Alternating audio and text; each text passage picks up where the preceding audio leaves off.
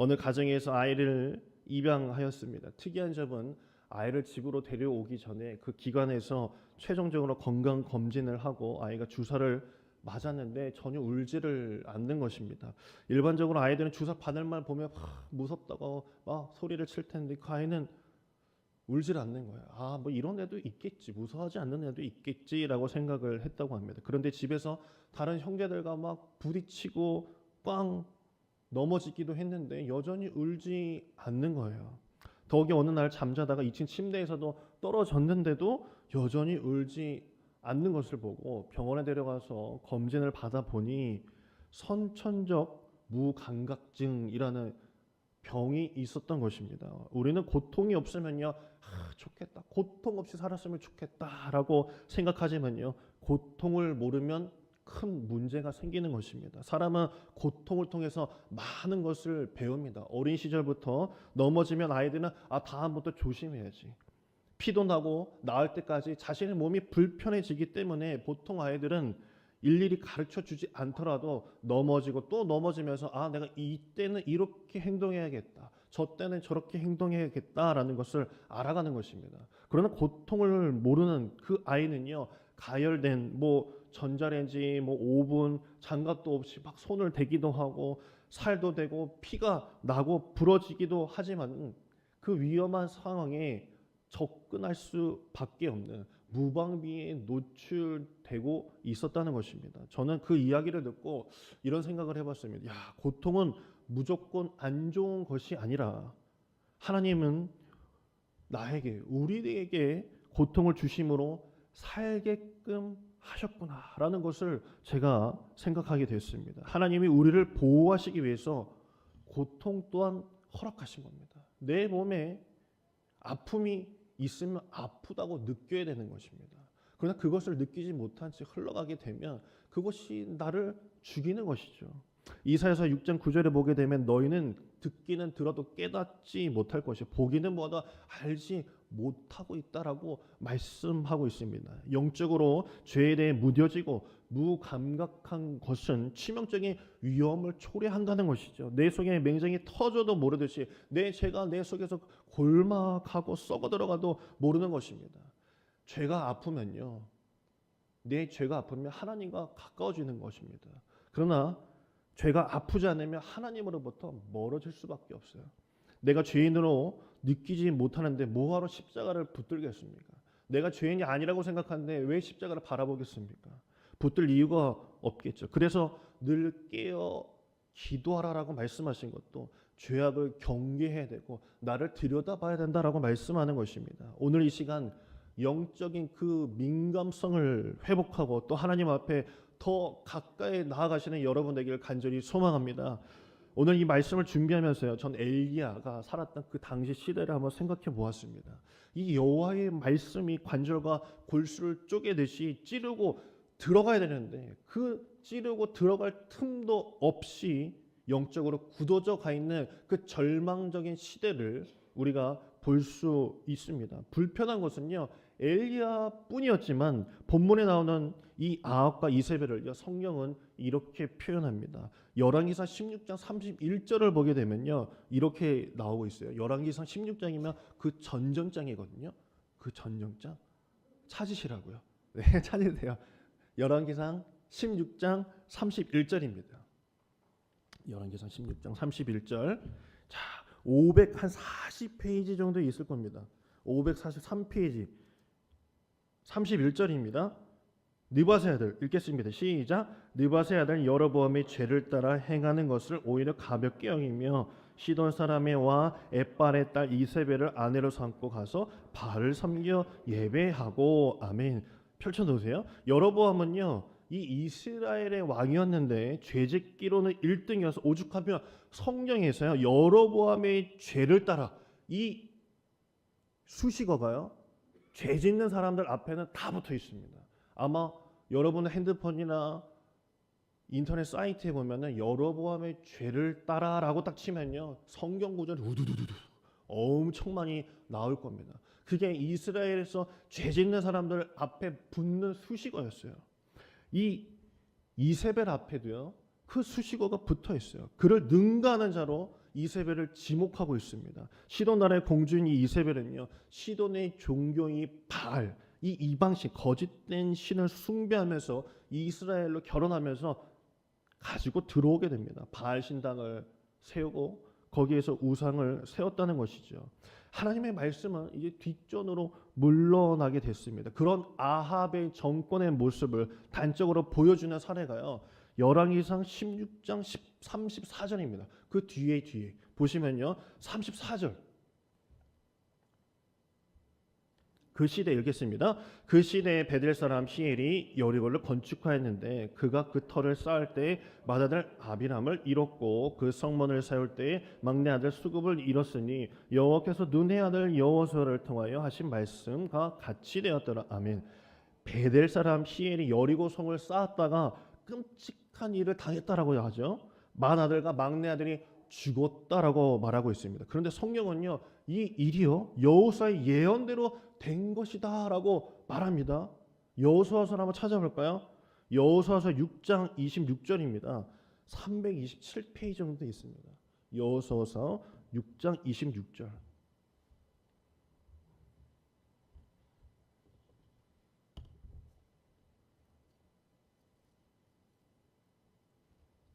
여호수아서 6장 26절입니다. 읽겠습니다. 여호수아가 그때 맹세하게 하여 이르되 누구든지 일어나서 이 여리고성을 건축하는 자는 여호와 앞에서 저주를 받을 것이라. 그 기초를 쌓을 때 그의 맏아들이 이를 것이요 그 문을 세울 때 그의 막내 아들이 이르려 하였더라라고 말씀하죠. 이 무서운 예언이요, 아합 때 이루어집니다. 아합과 이세벨 때 이루어지는 거. 그것도 500년이 지나서 말입니다. 유대인들이요, 이 여리고 사건을 몰랐을까요? 다 알고 있었죠. 근데 그만큼이나 악한 세대를 살고 있었다는 이야기를 여기서 보여주고 있는 것입니다. 이 당시에 엘리야만 통곡하였을 뿐, 그 시대의 그 죄악된 모습을 그만 통곡하였을 뿐, 백성들은 영적으로 피폐해져 가고 영이 죽어가고 있음을 느끼지 못하고 살고 있었던 것입니다. 죄악이 그들의 영혼을 갉아먹고 골망하고 있었지만 그들은 아무 일 없었다는 듯이 그렇게 살아가고 있었습니다. 이런 시대에 이 엘리야 선지자의 이 심정이 어땠을까요? 야, 이러다가 이 나라 망하겠다. 하나님의 진노를 피할 수 없다고 찬식하면서 이 엘리야는 기도하기 시작했습니다. 기도하던 엘리야는요, 아합 왕을 찾아가서 선포합니다. 열왕기상 17장 1절을 보게 되면 이렇게 말합니다. 내 말이 없으면 수년 동안 비도 이슬도 있지 아니하리라고 말씀합니다. 하나님이 노하긴 하셨지만요, 가뭄을 주실 것이라고 얘기는 하지는 않으셨어요. 엘리야가 선포한 거죠. 왜 엘리야가 가뭄을 선포했을까요? 선지자가 비를 내려줘야지 왜 가뭄이라는 저주를 했던 것일까요? 엘리야의 심보가 나빠서? 아니죠. 여기에 엘리야의 깊은 고민과 번뇌가 있습니다. 지금 상황에서 하나님이 비를 내려주시게 된다면 백성은 바알, 이방신, 그 거짓 신이 비를 주셨다고 더욱더 바알을 칭송하고 숭배될 것이니 차라리 가뭄으로 농사가 안 되고 양식이 끊어지는 일이 있을지라도 자신들의 상황을 직면하고 오직 하나님만을 바라볼 수 있게 되어야겠다라는 마음을 먹게 된 것입니다. 그래서 엘리야는 성경 전후에도 없는 그 저주를 하게 된 것이죠. 하나님이여, 제발 비를 내리지 말아 주시옵소서. 그래야 하나님을 바라보고 하나님만 믿게 되는 백성이 돌아올 수 있습니다 라고 기도하기 시작을 했던 것입니다. 이처럼 엘리야는 최후의 수단으로 이스라엘에 기근이 있기를 구했습니다. 이 신약에서도 보게 되면 야고보서 5장 17절에 이 엘리야를 두고 뭐라고 얘기하냐면, 엘리야는 우리와 같은 성정을 가지고 있는 자다. 그러면서 그가 비가 오지 않기를 간절히 기도한 지 3년 6개월이나 비가 오지 아니하고라고 말씀합니다. 주의 이름으로 기도하니 비가 오지 않을 것이다. 당신의 가정에 계약이 없을 것입니다. 당신의 가정에 좋은 일은 없을 것입니다. 마를 것입니다. 라고 하는 것과 똑같은 것이죠. 엘리야가 말도 안 되는 가뭄을 위한 기도를 한 이유가 어디 있겠습니까? 이스라엘 백성들을 괴롭게 하는 것이 아니라 살리기 위한 치유의 가뭄이었던 것입니다. 농사가 잘 되고 안 되고가 문제가 아니었습니다. 하나님의 관계가 문제인 것입니다. 그 관계 때문에 끊어내야 할 죄가 있기 때문에 백성들을 놓고 간절히 기도한 것이죠. 어찌됐든 간에 3년 반이라는 시간 동안 비가 오지 않았습니다. 물이 없다는 것은요, 죽음을 말하는 것입니다. 이쯤 되면 아합도 정신을 차려야 될 텐데 다 죽을 판이니 보다 못한 그 아합은요, 엘리야를 잡아들이라고 사람을 풀어버립니다. 그리고 엘리야는 자신이 죽을 수 있는 상황이지만 자신을 찾는 아합 왕에게 나아가서 제단을 수축하고 우리가 누구의 신이 진정한 신인지 한번 대결해 보자. 이 갈멜산의 사건을 말하며 한번 올라가 보자라고 이렇게 이야기하죠.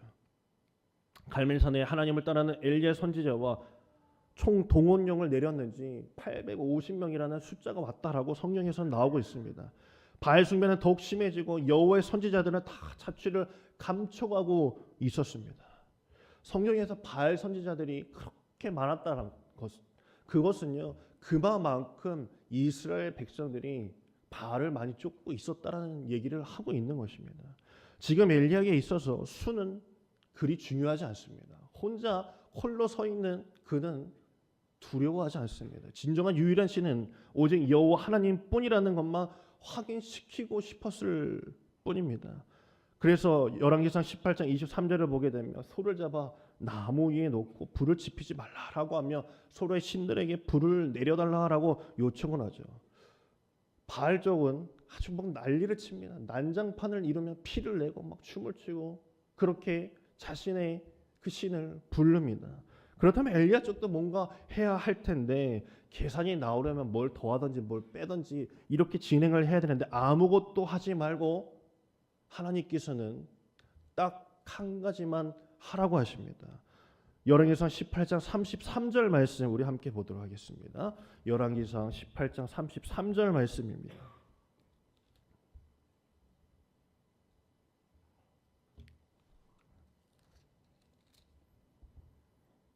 읽겠습니다. 또 나무를 버리고 송아지 각을 떠서 나무 위에 놓고 이르되 통 넷에 물을 채우다가 번제물과 나무 위에 부으라 하고 아멘. 그것도 모자라 34절을 보게 되면 한 번 더 그리고 또 부으라라고 하시죠. 제단에 물을 3번에 걸쳐 부으라고 말씀하십니다. 물을 부으라는 게 뭐가 그렇게 어려울까? 왜 저 목사가 저 얘기를 할까라고 생각할 수 있겠지만요. 앞뒤 내용을 보게 되면요. 지금 바알 선지자들과 대결하는 것은 갈멜산 꼭대기입니다. 뭐 지금같이 수도가 있었던 때도 아닙니다. 제가 갈멜산을 올라가 보니까 차로도 한참을 올라가고 그 갈멜산 정상에 올라가게 되면요. 지중해가 보일 정도로 아주 높은 지대에 있습니다. 게다가 백성들에게 물을 가져오라는 말도요. 이스라엘은 지금 어떤 기간이죠? 가뭄의 기간입니다. 그것도 1년도 아니고 3년 반이라는 가뭄의 시기를 지나고 있었던 것입니다. 물을 가져와서 부으라는 것은요. 내가 마시고 내 자녀에게 먹일 물 한 모금 먹고 죽을 물밖에 없는 상황이 제단에 쏟아 부으라는 것입니다. 거기에 누가 부을 수 있을까요? 또 부으면 나무가 타긴 하겠습니까? 누가 뭐도 정상적이지 않은 거예요. 하지만 열왕기상 18장 1절을 보게 되면 여호와의 말씀이 엘리야에게 임하여 이르시되 너는 가서 아합에게 보이라 내가 비를 지면에 내리리라 라고 말씀한 것을 엘리야를 따라 하나님을 신뢰하는 자들은요 이 말씀에 자신의 그 모든 것을 쏟아 붓기 시작합니다. 빈통에 자신이 가지고 있는 수통 여기까지 낑낑대면서 올라왔는데 부으라고 하는 그 엘리야 선지자의 그 한마디 너희는 부어라.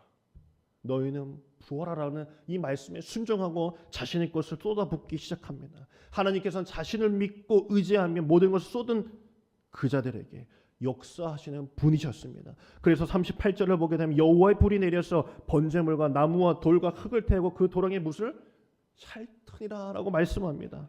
할렐루야 하면서 그들은요 쏟아부은 자들은 하나님께서 임하시는 것을 보았습니다. 불로 그 제단을 사르고 도랑의 물을 핥으신 하나님을 바라보며 모든 백성들이 여호와를 불러 외치며 여호와를 믿기 시작했다라고 말씀에 나옵니다. 결코 그들의 기도와 쏟아 부음의 수고가 헛되지 않았다는 것입니다. 영적 싸움에서 승리한 것입니다. 부어짐 위로 성령의 불길이 임한 줄 믿습니다. 하나님께서는 저희에게도요, 하나 남은 것, 너희에게 정말 놓지 못하는 그것을 우리에게 부으라고 하십니다. 너희의 성령이 부으시는 그것을 기억하고 너희가 그것을 원한다면 너희의 마지막 그것을 쏟을 자신이 있느냐, 너희에게 가지고 있는 그 마지막 것을 부을 수 있느냐라고 우리에게 물으십니다. 내가 이제껏 주님 앞에 놓지 못한 것이 무엇이 있습니까? 내 아직 고지? 내게 조금 남아있는 그 물질? 우리는 기도 또한 마지막 내 힘을 다하여 쏟아내었을 때 내 가정과 우리 화천제일교회를 살리실 줄 믿습니다. 수적으로도 내적으로도 부흥케 하시는 것입니다. 내 자녀들, 내 가정 또한 회복되고 주께서 역사하실 줄 믿습니다. 나를 살리는 것이 무엇인지 잘 알아야 되는 것입니다. 내가 가지고 있는 그 마지막 것이 나를 살리는 것인지. 어차피 나는 죽어요. 물이 없으면 목말라 죽겠죠. 하지만 그 죽음이 두려운 것이 아니라 하나님께서 살아 계시는 것을 바라보는 것, 그것이 우리에게 진정으로 사는 길임을 말씀하고 있는 것입니다. 중요한 것은 쥐어잡고 있는 것을 놓을 결단을 하고 주님을 붙잡는 것입니다. 이스라엘 백성들은 하나님께 내 남은 모든 것을 드렸을 때 민족의 그 희망을 보게 된 것이죠. 우리는 우리에게 부족한 것, 지금 내 손에 없는 것, 우리 가정에 부족한 것을 채우기 위해서 애써야 될 것이 아니라 하나님이 함께 하시기 위한 방법을 찾아야 되는 것입니다. 그 남은 것 때문에 하나님과 멀어지는 것보다 그것을 쏟아붓고 주께 모든 것을 맡겨 하나님의 그 은혜를 누리시는 여러분 되시기를 간절히 소망합니다. 하나님이 함께 하시면 내 부족한 것을 하나님의 능력으로도 당연히 채우고도 남음이 있습니다. 머뭇거리지 마시길 바랍니다. 주께서 말씀하십니다. 넌 깊은 곳에 가서 그물을 던지기만 해라. 많은 물고기를 잡는 건 내가 할 거야. 돌을 던지기만 해라. 골리앗을 쓰러뜨리는 것은 내가 할 것이다. 넌 여리고 성을 돌기만 해라. 여리고가 무너지는 것은 내가 할 것이다. 잘 하려고 하지 마십시오. 잘하는 건 하나님의 것입니다. 그냥 하나님의 자녀로 우리는 살아가는 것, 믿음의 자녀로 살아가는 것, 그것이 하나님이 바라시는 것이에요. 믿음으로 그저 우리의 것을 쏟아붓길 바라시는 것입니다. 내 마지막 힘, 마지막 숨을 걸고 기도해야 영적 싸움에서 승리하게 되는 것입니다. 마지막 그 물을 쏟듯이 주님을 신뢰하고 내 마지막 희망을 주님께 걸고 기도하는 저와 여러분에게 간절히 소망합니다. 그 이의 것은요, 주께서 분명히 책임지십니다. 오늘 이 시간 내 마지막 물 한 모금, 내 마지막 힘을 다해 기도를 쏟을 차리니 마지막 물을 쏟듯이 내 마지막 희망을 주님께 걸고 기도하는 저와 여러분에게 간절히 소망합니다. 내 마지막 힘, 마지막 숨을 걸고 기도해야 영적 싸움에서 이기고 주께서 그 나머지 것도 채우심을 기억하며 주여, 내가 이거 지고 내가 이것 때문에 내가 주님을 바라보지 못하고 있었으니 주여, 내가 이것도 다 쏟아붓겠습니다. 이것 때문에 내가 전전긍긍하며 살지 않겠습니다. 주여, 내가 오직 주님만 의지하고 주께서 베푸시는 것으로 내가 살아감을 내가 보이겠습니다라는 그 마음의 결단을 하시고 이 시간 찬양하며 함께 기도하도록 하겠습니다. 이 시간 하나님은 우리의 피난처가 되시고 함께 찬양하며 주여, 오늘 이 시간에도 내게 주시는 그 은혜가 있음을 고백하며 주여, 오늘 내 마지막 것을 쏟아부으니 응답하여 주시옵소서라고 기도하도록 하겠습니다.